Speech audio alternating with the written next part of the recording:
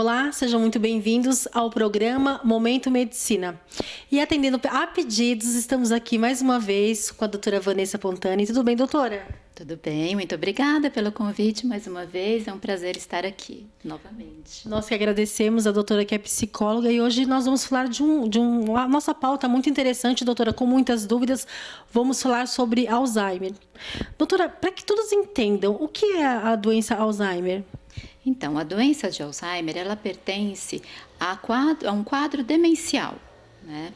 Hoje, a gente já não usa muito o termo demência, apesar de não ser um termo que caiu em desuso, mas a gente hoje, dentro do DSM-5, que é o nosso manual diagnóstico e estatístico de doenças mentais, ele tirou o termo demência, por transtorno neurocognitivo. Então, a gente diz hoje que é um transtorno neurocognitivo que pode ser leve ou maior devido à doença de Alzheimer, Ficou um nome enorme, mas significa a mesma coisa. Então, a gente ainda pode dizer, demência por doença de Alzheimer, ou a gente pode dizer no transtorno neurocognitivo leve ou maior devido à doença de Alzheimer.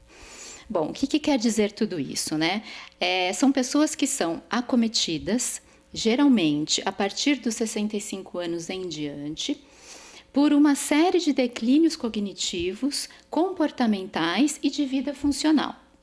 Então, o indivíduo geralmente ele começa a ter perdas de memória recente, ele começa a ficar mais desorientado no espaço, ele começa a ter problemas de linguagem, então ele demora um pouco para encontrar a palavra certa no contexto, E aí ele também começa a ter alguns declínios dentro da vida dele, das atividades da vida diária. Então, por exemplo, no manuseio com o dinheiro, na administração da casa, na hora de cozinhar, de dirigir, ele já começa também a ter declínios dentro dessa área. E também da parte emocional. Às vezes ele fica mais apático, às vezes ele fica um pouquinho mais nervoso. Então, ele também já começa a manifestar algumas mudanças aí dentro da parte emocional. Perfeito, doutora. E o nosso programa foi às ruas e nós temos algumas perguntas. Está pronto? Vamos responder? Vamos lá. Doutora, Alzheimer pode atingir pessoas mais jovens? Oi, Juliana. Sim, respondendo a sua pergunta, existe sim o início precoce da doença de Alzheimer. Ela é muito menos frequente, nós temos aí apenas 4%, de diagnóstico feito dentro dessa demência, desse tipo de demência. E, geralmente, o que leva a pessoa a desenvolver dentro de um quadro assim, de 30 anos em diante, são questões hereditárias. Então, se você tem na família alguém que teve um início precoce da doença de Alzheimer, você corre mais riscos de desenvolver a doença também precocemente, Existem outras questões, por exemplo, qualidade de vida, Então, você fazer exercícios físicos frequentes, uma boa alimentação, dormir bem, evitar situações estressantes, saber lidar com as adversidades, ter sempre algo que você possa estudar, ler, fazer exercícios onde também te oriente dentro da sua parte cognitiva, está sempre estimulando o seu conhecimento, enfim, ampliando os recursos intelectuais. E é isso, assim, isso vai ajudar a que você não tenha ou que você realmente vá deixando mais para frente com que esse envelhecimento patológico, que acaba tendo essa conversão lá na frente para uma síndrome demencial, não ocorra tão precocemente. Doutora, quais são os sintomas? Oi, dona Terezinha. Vamos lá. Então, os sintomas são vários. Entre um envelhecimento saudável e um transtorno neurocognitivo devido à doença de Alzheimer, vamos trocar o termo, transtorno neurocognitivo por demência, que é a mesma coisa, existem alguns estágios que vão acontecendo. Então, assim, eu tenho um envelhecimento saudável e aí eu começo a ter algumas queixas de memória, Queixas de memórias subjetivas. Mas o envelhecimento saudável, a gente também tem perdas de memória, né? Principalmente a perda de memória recente. Então a gente esquece onde colocou a chave do carro, onde colocou o celular, né? O que a gente comeu horas antes, isso é natural. Mas o que vai denotando, né, que existe já um transtorno neurocognitivo leve são situações de comprometimento com a memória, assim, muito mais intenso, frequente, constante, que aí assim, começa a perturbar muitas vezes o próprio indivíduo e ele começa a ficar incomodado com as questões dessas perdas de memórias recentes, tá? Então esse é um primeiro passo que a gente já precisa ficar atento. O paciente ele chega para nós, né? Eu vou falar um pouquinho da minha área de neuropsicologia também. Então ele chega para nós e já falando de queixas de memória, já é um dado importante, porque mesmo que no envelhecimento normal, saudável, existe, a gente sempre precisa pesquisar, porque nisso, né, nessas queixas, pode já estar começando a ver uma fragilidade dessa memória, né? E ela é muito pontual, porque 50% dos casos, mais até de 50% dos casos de demência, porque a gente tem vários tipos de demência, né? A frontotemporal, por corpus de Levy, a vascular, mas 50% das demências, elas são por Alzheimer. E por quê? Porque o Alzheimer ele tem um início insidioso, né, de um neurodegenerativo progressivo, inexorável, e ele acomete principalmente a memória. Então, ele é um ponto onde a gente fala, poxa, aí já parece que tem sim, né, algo que a gente precisa começar a investigar. Então, aí que entra também a parte da neuropsicologia, onde a gente vai fazer toda uma avaliação da parte cognitiva. A gente começa avaliando memória, né, atenção, habilidade visoespacial, é uma outra coisa importante também, porque as pessoas elas acabam ficando um pouco mais desorientadas no espaço. Então, assim, não é, eu estou indo para um lugar, errei o caminho e assim, sempre fui para esse lugar e nunca errei e errei uma vez. Então, isso não quer dizer, né, que já seja um caso que já pode estar convertendo aí para uma demência devido à doença de Alzheimer. Não, isso também não. Mas já é um fator que a gente precisa avaliar, porque se isso começa a acontecer várias vezes, né? Por exemplo, a pessoa está dentro da casa dela, ela quer ir para a cozinha, de repente ela acaba no quarto, né? Ou né, ela quer ir para um cômodo e acaba se perdendo dentro de um próprio ambiente que é muito familiar para ela, isso já é um ponto mais importante, mais significativo que a gente precisa avaliar. A questão da linguagem também, né? A pessoa ela fica mais comprometida no encontro de palavras. Então, ela demora para achar uma palavra correta ou ela, às vezes, não encontra a palavra adequada. Ela demora até para denominar alguns objetos. Isso vai levando com que, aos poucos, ela comece a nem entender mais a palavra falada. Ela começa a ter uma dificuldade muito grande na compreensão. Aí depois ela vai ficando afásica, né? Tem a afasia. A afasia depois ela não começa mais nem a entender mais o que o outro está dizendo. Tem a agnosia, né? A agnosia depois de um tempo maior, numa fase moderada, severa, ela passa a não reconhecer mais faces nem rostos. E a apraxia, a pessoa perde a capacidade de fazer um movimento motor que para ela era muito simples, né? Como, por exemplo, dirigir, cozinhar, e mais para frente isso vai evoluindo em fase mais severa, onde ela não consegue nem mais se vestir, nem mais escovar os dentes, né? Cuidar da própria higiene, ela não tem mais esse controle, perde o controle dos esfíncteres, que aí realmente ela está numa fase bem avançada e não tem mais como viver uma vida independente, ela acaba ficando na cama e realmente acaba perdendo aí muitas das suas capacidades cognitivas, né? E isso tudo, não só a gente fala dessa parte, né, cognitiva, que a avaliação pega, mas também a parte comportamental. Muda, a pessoa passa a perambular mais, ela fica mais irritadiça, ela fica mais nervosa, ela às vezes fica muito quieta, ela perde a habilidade social, né? Ela vai ficando um pouquinho mais isolada. Então, essas são as principais características da doença de Alzheimer. Mas é muito bom a gente entender que o começo é muito insidioso, muitas vezes é uma linha muito tênue entre um transtorno cognitivo leve e já um transtorno cognitivo por doença de Alzheimer, Então, apareceram queixas subjetivas de memória, é importante sempre procurar o médico. Então, seja o geriatra, seja um neurologista, né?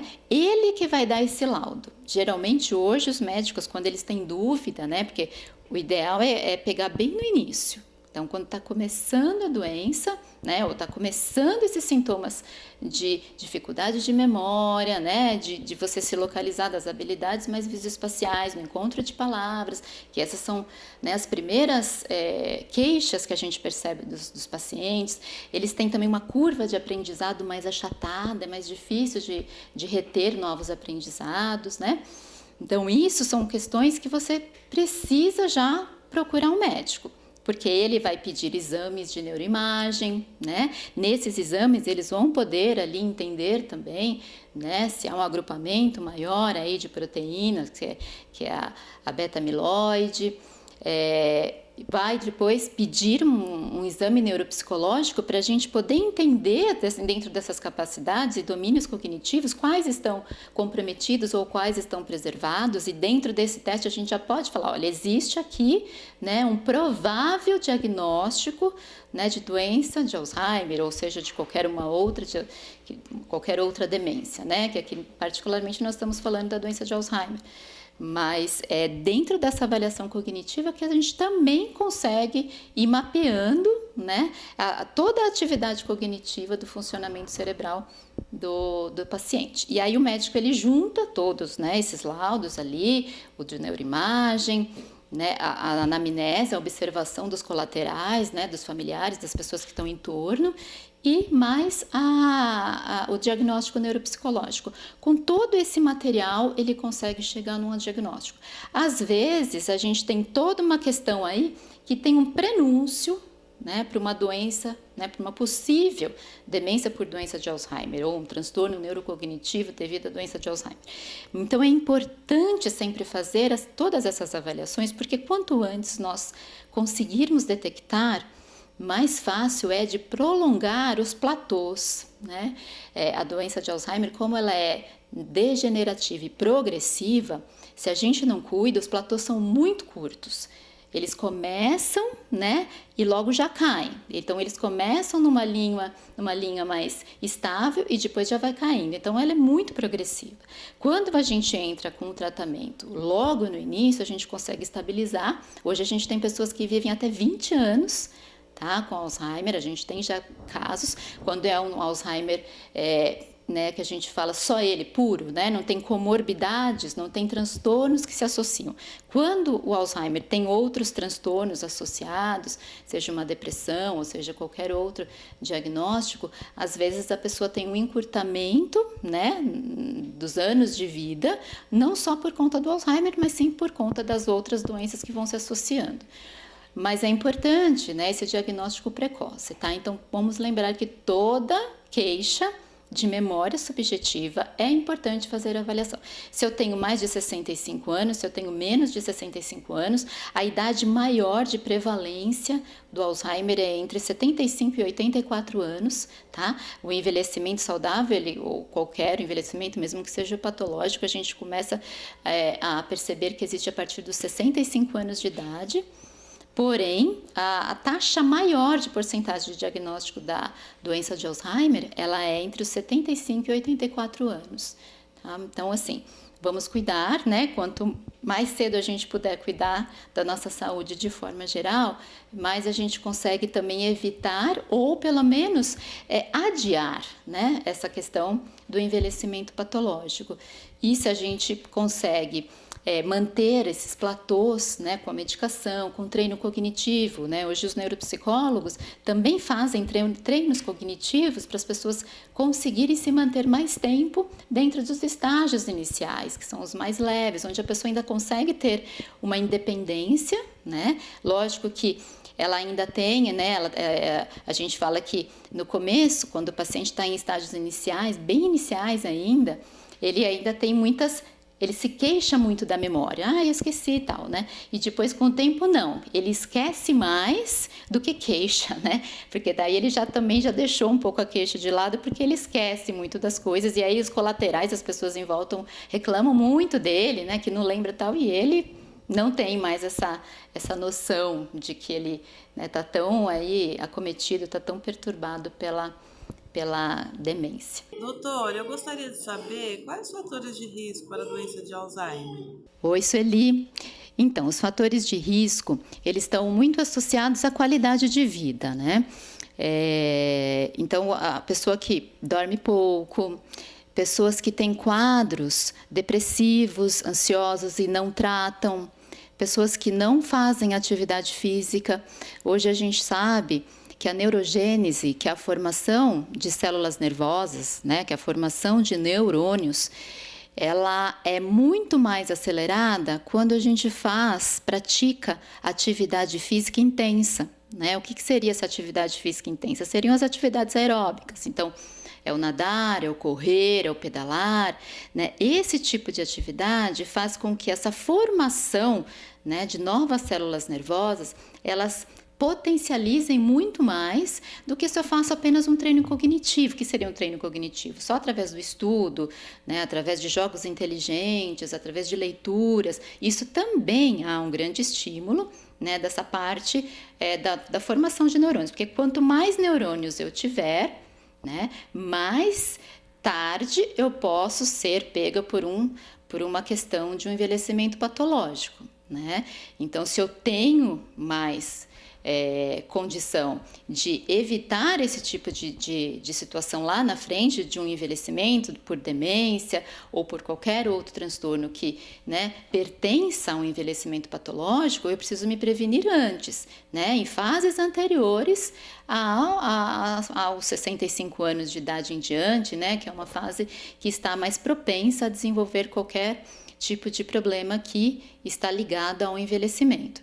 Então é isso, ter uma qualidade de sono, não estar exposta muito a estímulos estressores, né? A gente sabe que o estresse oxidativo, ele acaba também aí fazendo uma série de comprometimentos na vida do indivíduo, né? Aquela pessoa que ela tem sempre ali ou situações, ou vive em ambiente onde isso acaba perturbando muito a felicidade dela, ou a paz, a serenidade. Então, tudo isso vai levando com que o risco vai ficando maior para que haja esse envelhecimento que não é saudável, ou mesmo a doença de Alzheimer, que é uma demência que acomete mais de 50% aí dos casos de demência de envelhecimento patológico. Então, a prevenção é tudo, né? E é isso, qualidade de vida, sempre cuidar da saúde emocional, que é muito importante, né? Porque aí, assim, quando a gente cuida da saúde emocional, a gente consegue entender quais são os estímulos que nos estressam, né? O que nós devemos fazer com eles, se a gente puder evitar, melhor. Se a gente não puder, a gente precisa entender, elaborar e saber conviver com eles numa harmonia melhor, né? E procurar ajuda sempre que possível. Então, eu comecei a sentir que eu não estou mais conseguindo dar conta, dominar dos meus sentimentos, das minhas emoções, né? Eu estou tendo perdas, eu estou perdendo sono, não estou tendo mais uma qualidade de vida, né? Então, eu preciso procurar essa ajuda o quanto antes, tá? Pessoas que sofrem de transtorno, por exemplo, de humor depressivo, são pessoas que têm mais tendência, sim, a desenvolver o Alzheimer. Então, a gente precisa cuidar da vida emocional, né? Cuidar do que come, como come, né? De como a gente se alimenta, da atividade física, né? Das pessoas que a gente tem em torno de nós, né? Aquelas que realmente nos faz bem, aquelas que acabam não fazendo tão bem, como que a gente vai lidar com esse tipo de situações, né? Então, e procurar não se expor tanto àquilo que realmente não agrega. Doutora Vanessa, muito obrigada pela sua participação tão valiosa aqui no programa Momento Medicina. E estamos muito felizes também, agora com novidades do seu próprio canal. É isso mesmo, doutora? É, isso mesmo. Espero vocês lá. Estou muito feliz e muito contente com essa nova oportunidade de poder estar divulgando um pouquinho mais do meu conhecimento com vocês, dividindo esse conhecimento com vocês. Isso, falando sempre de saúde. E saúde mental agora, não, doutora?